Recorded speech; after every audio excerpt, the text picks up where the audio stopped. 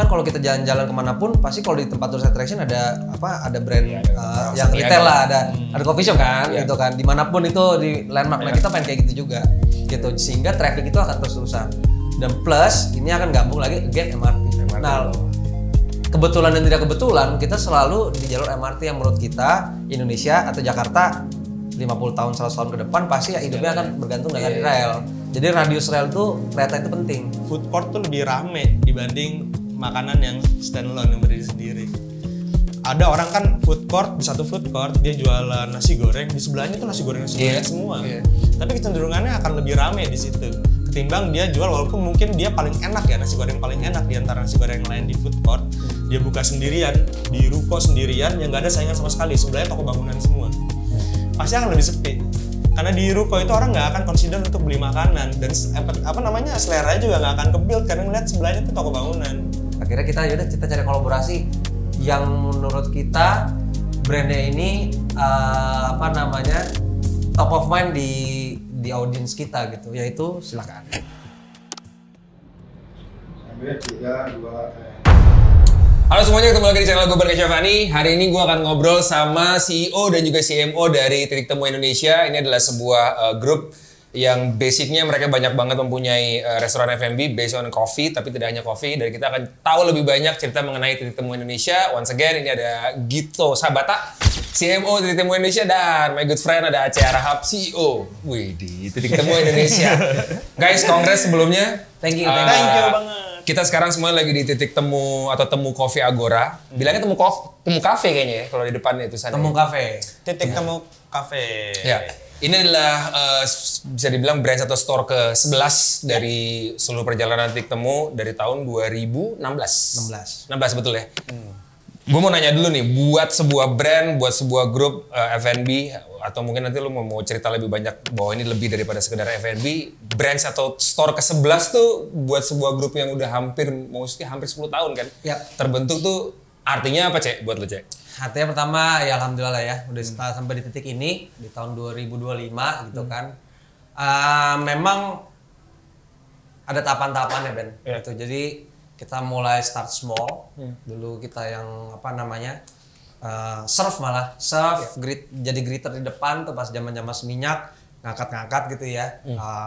Kalau dibilang gila ya passion aja gitu kan. Di seminyak yang orang Bali cuma satu waktu itu Nanda, ntar ada CFO kita gitu kan. Rasanya sampai 11 ini ya mungkin pernah terpikirkan gitu ya, tapi alhamdulillah ya berjalan dengan waktu, men-scale-nya dengan pas gitu ya. Jadi dari store yang sebesar 100-200 meter, terus kita pindah ke Jakarta. Well, sebenarnya bukan pindah ke Jakarta, kita orang Jakarta memang. Cuman lu pertama kali bendera lu munculnya di Bali ya? Iya, di Seminyak gitu kan.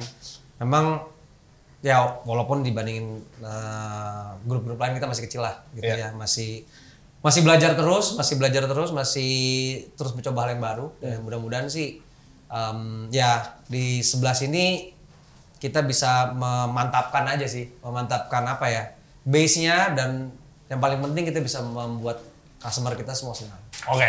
Kalau cerita seriusnya itu kita mau bikin industri kopi. Jadi gue lihat coffee shop Indonesia itu, kalau sekarang bilangnya hilirisasi lah, downstreaming gitu kan. Kita tuh selalu jualnya biji. Nah, biji kopi ke Amerika, ke Eropa, ke Jepang, gede biji kopinya. Tapi kita nggak pernah punya coffee shop di Indonesia di luar negeri. Iya kan? Jadi kita kedengeran gitu ya? Yang kedengeran gitu. Restoran Thailand punya, ya kan? Malaysia punya.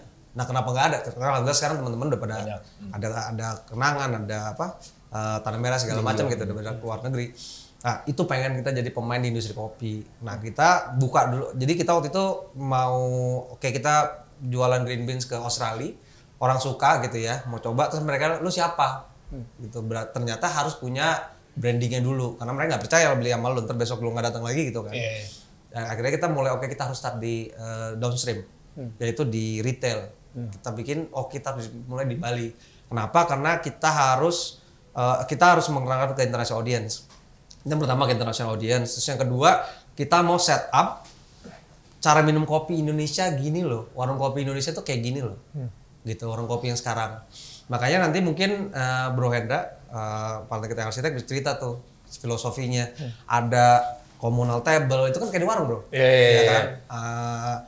terus gaya minum kopinya orang Indonesia dari dulu kayaknya begini nih, pakai meja bareng-bareng segala macam. Itulah yang mau kita tunjukin ke dunia internasional untuk perkenalkan ini loh cara minum kopi Indonesia, dan nanti harapannya juga bisa ya ke luar negeri lah.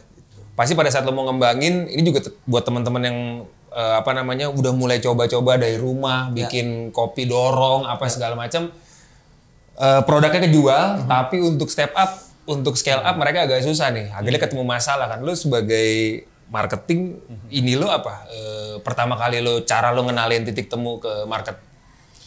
Sebenarnya sih nggak ada cara yang didesain dari awal banget ya. Awalnya ya benar tadi Aceh bilang, kita tuh bikin tadinya yang memang memperkenalkan, makanya di Bali juga gitu ya, kan memang orang dari berbagai macam negara datang sana pengen perkenalkan style kopi Indonesia di sana. Ya udah gitu, kita mau buka warung kopi tapi premium style gitu ya, masuknya ke lifestyle. Cuman benar seiring dengan berjalannya waktu, tadinya kan memang cuma di Bali doang tuh kopi rame gitu ya. Makanya orang tuh dari Jakarta pun datang ke Bali buat ngerasain kopi-kopi era modern lah gitu ya.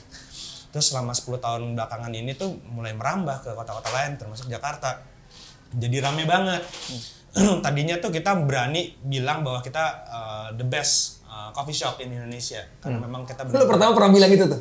Stay itu nggak tahu mungkin itu tapi secara itu namanya lo jual. Pasti pikirannya brand gua paling the best nih gitu. Itu basic marketing gitu kan. Tujuannya itu di pitch deck itu kayak gitu. Tugasnya kita kan. Tapi akhirnya industri berkembang, pemain banyak. Nah itu dia tuh. Itu tuh jadi scattered banget. Dan akhirnya juga kita menemukan bahwa sebenarnya tuh kopi itu nggak ada istilah terbaik. Jadi masing-masing tuh punya selera.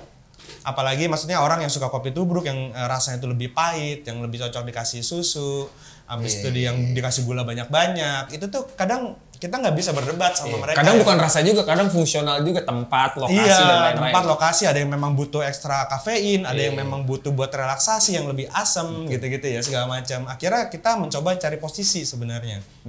Ya udahlah, kita semua creating satu ekosistem aja, di mana semua pemain industri kopi ya kita tuh membentuk sebuah kelompok gitu ya, yang akan menghidupkan terus industri kopi gitu satu sama lain gitu. Jadi nggak lagi bersaing, tapi kita punya posisi sendiri. Akhirnya pun kita juga ya udah kita bermain di kopi premium. Sebagian besar kita blend kita tuh di Arabica yang taste-nya tuh lebih fruity gitu ya, lebih tasteful lah gitu, bukan yang kayak kopi tubruk. Kita nggak bilang kita lebih baik, tapi memang kita memutuskan selera kita di situ. Taste kita di situ yang lebih cocok memang buat relaksasi. Makanya juga dipadu padannya juga dengan desainnya juga yang memang creating the whole experience itu nyaman. Ada full experience juga dengan hospitality yang baik juga gitu ya, segala macam. Jadi posisi kita di situ. Jadi full experience akhirnya kita bawa jadinya. Jadi bukan cuma dari kopi, ya udah kita tuh kopi yang memang cocok banget nih sama tempatnya, cocok banget sama pelayanannya, cocok banget sama menu makanannya. Akhirnya tuh jadi satu kesatuan yang nggak akan pernah bisa dilepas. Jadi itu pembeda kita dengan yang lain.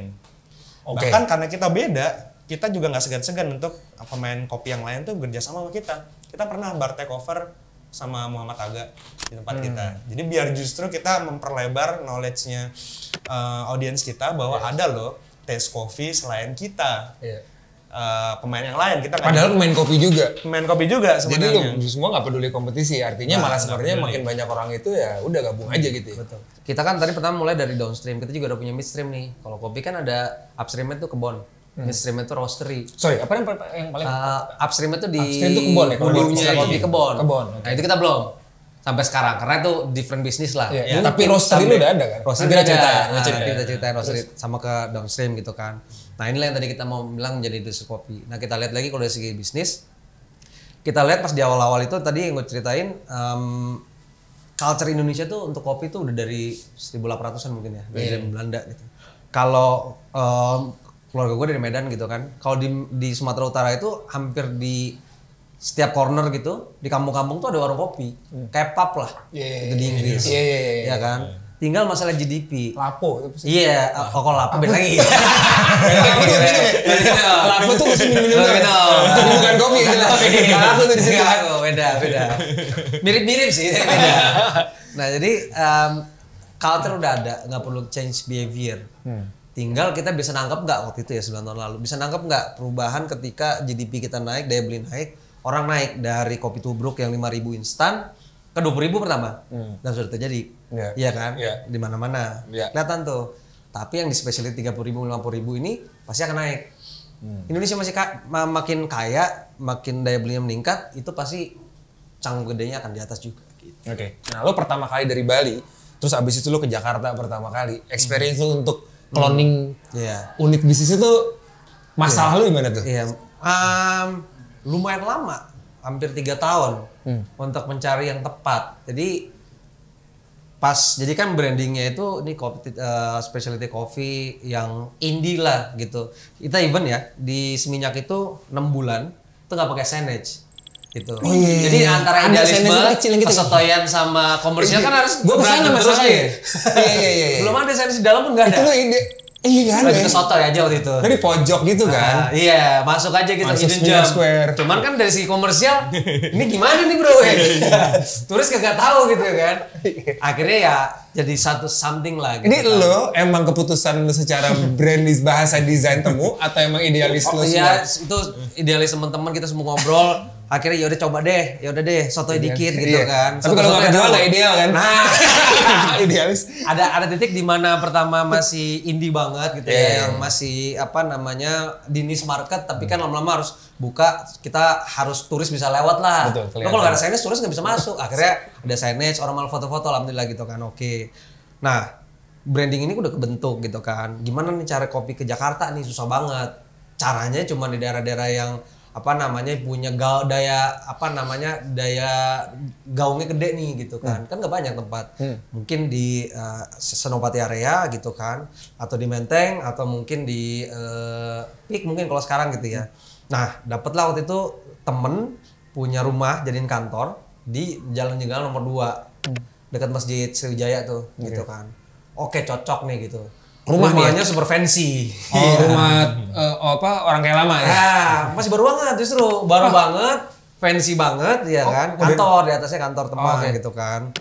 Oke, kita masuk, semua peralatannya rumahan nih. Jadi kayak lu ngopi di rumah yang keren banget di Senopati gitu kan. Story-nya dapat banget.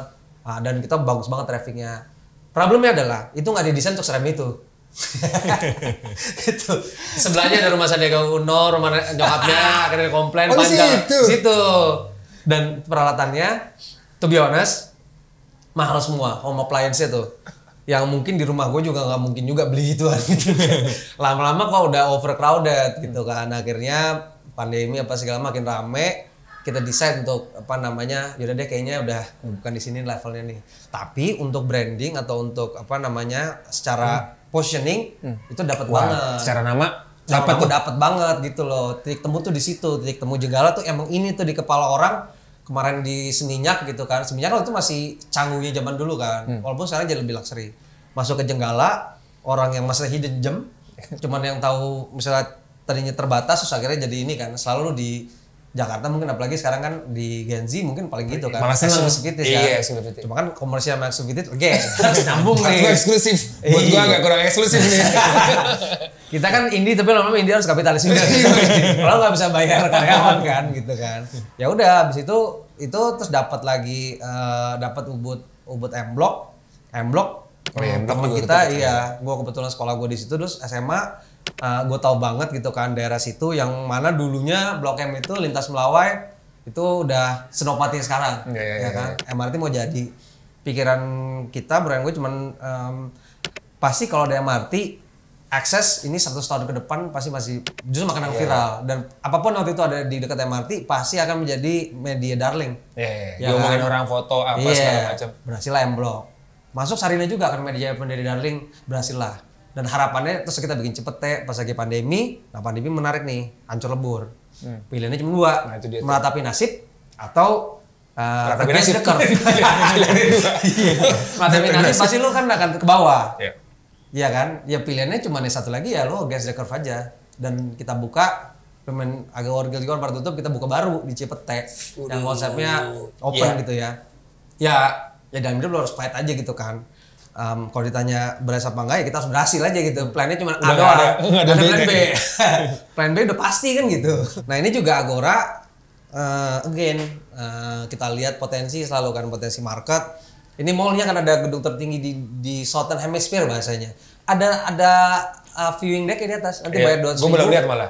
Belum dibuka memang. Nanti dibuka tuh keren banget. Menurut kita ini akan jadi destinasi. Gitu. Orang yang mau ke sana bisa bayar, habis itu dia boleh lihat foto-foto segala Iya, macam. ada ayunan yang di pinggir gedung segala macam gitu. Artinya jadi tourist attraction. Kan di kepala kita tuh selalu dulu kan kalau kita jalan-jalan kemanapun pasti kalau di tempat tourist attraction ada brand yang retail lah, ada coffee shop kan gitu kan, dimanapun itu di landmark. Nah kita pengen kayak gitu juga gitu, sehingga traffic itu akan terus-terusan, dan plus ini akan gabung lagi MRT. Nah kebetulan dan tidak kebetulan kita selalu di jalur MRT yang menurut kita Indonesia atau Jakarta 50 tahun 100 tahun ke depan pasti ya hidupnya akan bergantung dengan rel. Jadi radius rel itu kereta itu penting.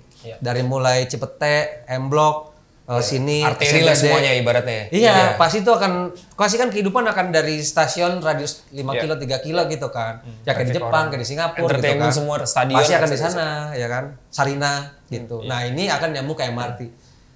Insya Allah mungkin di Q2 terus nyambung ke Skybridge di GI. Yang menurut kita ini akan daerahnya mungkin kalau misalnya Orchard atau si Bangkok gitu yang Siam Paragon dan segala macam pasti akan sekitar di Bundaran HI. Ya kan. Kalau mungkin di selatan lebih segmented, kalau ini seluruh turis lokal dan internasional pasti akan ke sini. Tapi ngomongin pemilihan lokasi nih, gue nggak tahu ini bisa dibilang ya ada blessing in disguise juga waktu COVID tuh dapet tempat habis lo pindah. Gue nggak tahu pemilihan tempat lo by design atau enggak. Tapi itu buat marketing salah satu hal yang paling penting, milih lokasi kan. Paling pas menjual produk lo tuh pada saat membuka tempat baru tuh ininya apa aja? Rumusnya apa aja kalau menurut lo yang paling? Rumusnya sih sebenarnya yang mungkin yang mungkin nggak perlu budget terlalu gede. Yang mungkin nggak butuh budget terlalu gede. agak susah. Yang orang bisa traffic lah, pasti traffic. Coba kalau lu apa? Iya. Sebenarnya sih rumusnya kalau misalkan marketing sendiri kan kita ngomong positioning dulu lah.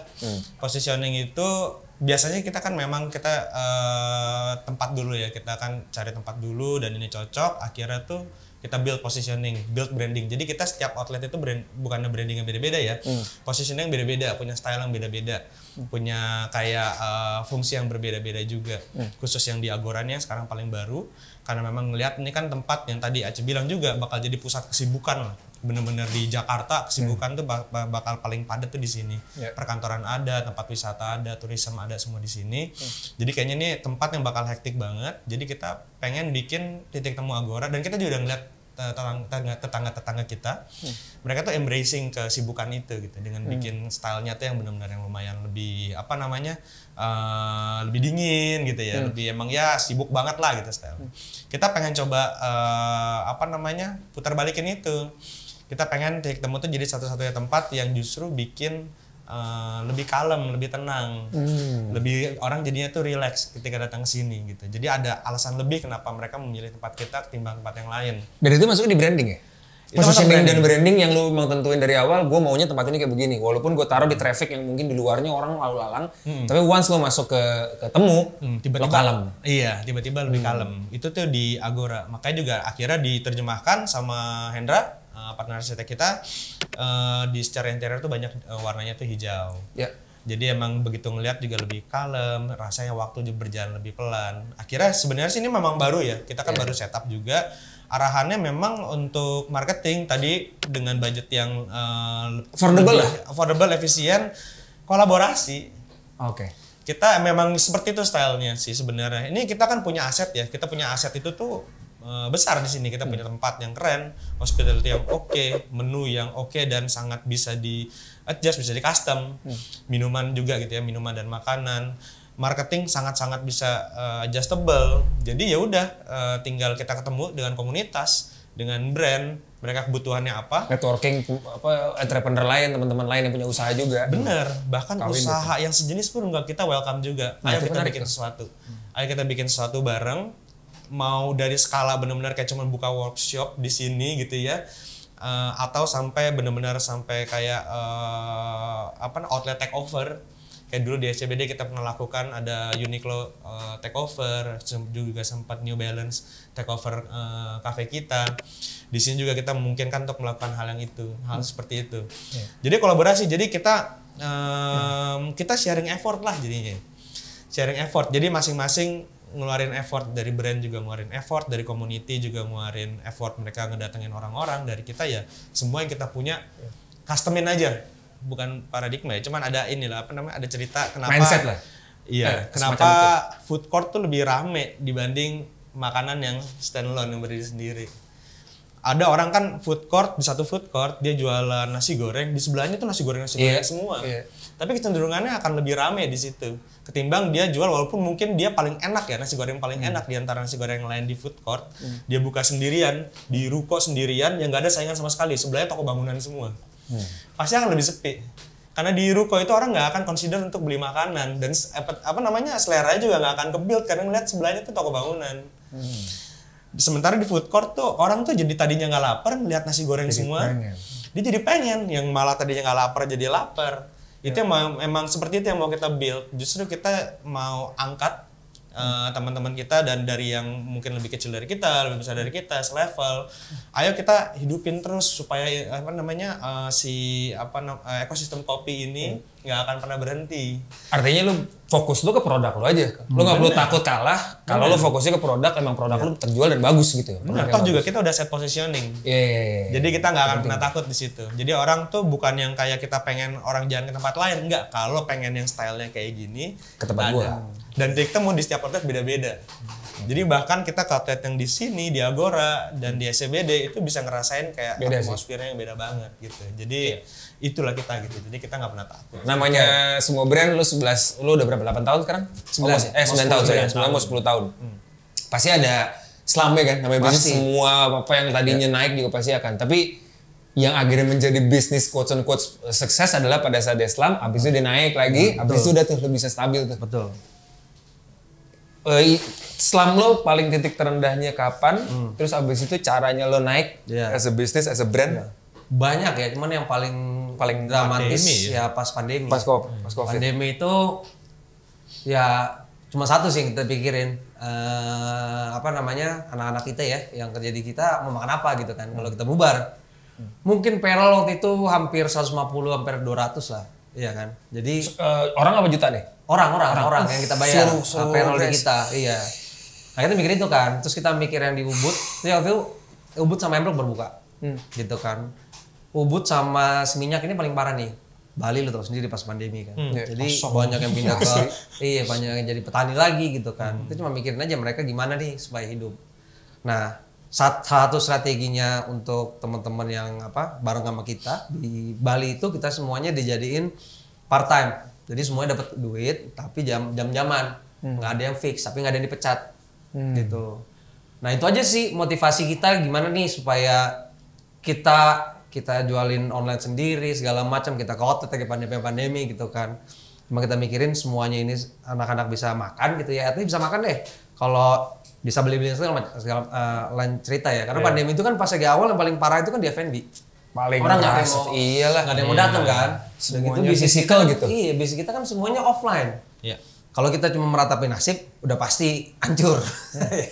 Opsinya cuma kita bisa ngelawan apa enggak gitu kan. Kita bisa rebound gitu kan, bisa rebound pelan-pelan, dan semuanya alhamdulillah sampai sekarang semuanya selamat. Sebelum nanti gue pengen aja unit usaha deh, Cek. Mungkin nggak tahu Gito yang mau cerita juga, unit usaha yang dipunyain sama Temu Indonesia nih. Gitu kayaknya lebih pas. Coba. Unit usaha sih sebenarnya mungkin bisa dilihat dari pembagian unit usaha si F&B sendiri aja sebenarnya tuh udah kebagi. Ada 3 sebenarnya. Tadinya kan kita memang sesimpel coffee shop, yang sekarang akhirnya kita namai Titik Temu Coffee. Yang scale up-nya, yang fully function restoran, yang menunya juga lebih ada beberapa yang eksperimental, yang lebih sophisticated, seperti di Agora, Sarinah, dan di SCBD. Itu tuh kita sebutnya Titik Temu Cafe. Sama Medan, sorry. Jumlahnya dari 11 dan Medan 4. Dari 11 yang 4 itu Kafe. Sebenarnya itu fully function restoran, cuman itu kan kita kan moodnya selalu indie ya. Kafe itu kan small restoran, jadi kita humbling down gitu. Satu lagi merchandise, lo udah mulai berjualan apa yang F&B ada satu lagi, namanya Brew Bar. Itu konsep kita. Paling baru nih. Iya, slow bar. Cerita bagusnya itu sebenarnya kayak ada idealisme dari roastery, dari coffee director kita tuh untuk bisa lebih kayak menghidupkan kembali nih. Kita kan awalnya kan coffee shop. Kita sekarang udah terlalu restoran, bar sama customer terlalu jauh jaraknya. Kita pengen ada satu yang benar-benar kopi banget.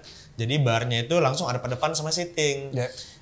Di situ juga pilih baristanya tuh yang memang bisa menjelaskan, bisa diajak ngobrol. Customernya juga datang tuh nggak yang buru-buru gitu ya, mereka bisa nyeduh sendiri juga, full experience di kopi lah.